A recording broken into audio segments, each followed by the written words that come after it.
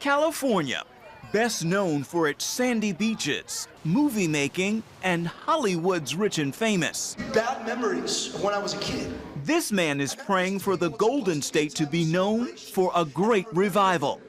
Brian Barcelona speaks at high school Bible club meetings, and students are paying attention, gangbangers included. And I'll never forget when I finished, there was this awkward pause in the room, you know, and this gangbanger stands to his feet and he looks at me and he says, "What do I have to do to be saved?" And I remember the principals pulled me into their office and he says, "Look, I don't know what you're saying in these meetings. I don't know what you're doing in these meetings, but whatever you're doing, keep doing it, because gangs have been coming to our counseling offices saying, we don't want to be a part of our gang no more, help us." Barcelona leads One Voice Student Missions, a ministry he started at his California high school.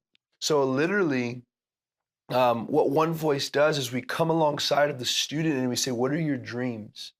If money wasn't an issue, if time wasn't an issue, what would you believe for God to do in your school? In 6 years, God has grown Brian's reach from one school to more than 20 and thousands of students. I thought he was awesome. I was just like, man, this guy's legit. The biggest impact I would have was by my attitude, because I used to either like let things get to me. Asked for him to pray for me, and like right there, I cried so much because I knew that I was doing so wrong. Hundreds attend Bible club meetings at Roosevelt High School, one of the only schools with a Planned Parenthood clinic on site. Free pizza draws some first-timers. Come on in, pizza, glow sticks, it's gonna be fun. And you're like, okay. But the message Brian preaches keeps them coming back.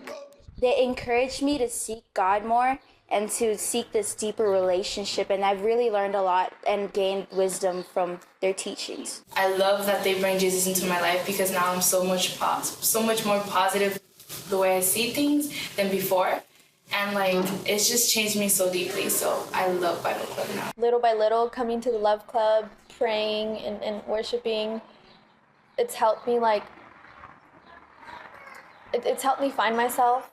Bible club lessons at one school led students to take a trip to the beach to be baptized. Many people would say, and you hinted at this, how on earth is this happening in a public school? Well, every school is allowed clubs, whether it's a chess club, Islam club, Catholic club, math club.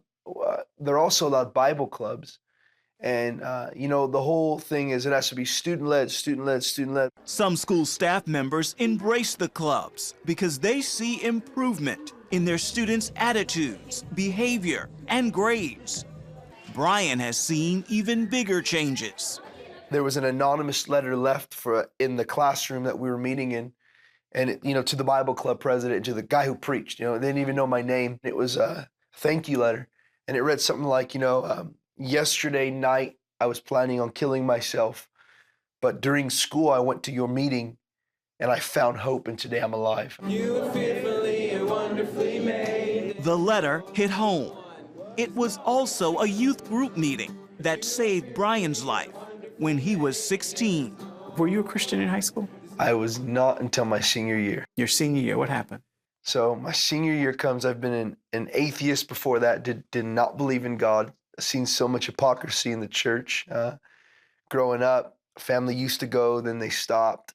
So I just, man, said there's no way there could be a God. I moved with my mom and run into an old-time friend named Albert. And he starts inviting me every week to the youth group. And finally one day he says, look, if you come to the youth group tonight, he says, I will buy you a Jamba Juice. And I says, well, man, free Jamba Juice. He said, what time you gonna pick me up? I remember I stood up in that church and I says, Jesus, I don't know if you're real. I've heard you died on the cross. I've heard you've done these things, but if you're real, I dare you to touch me.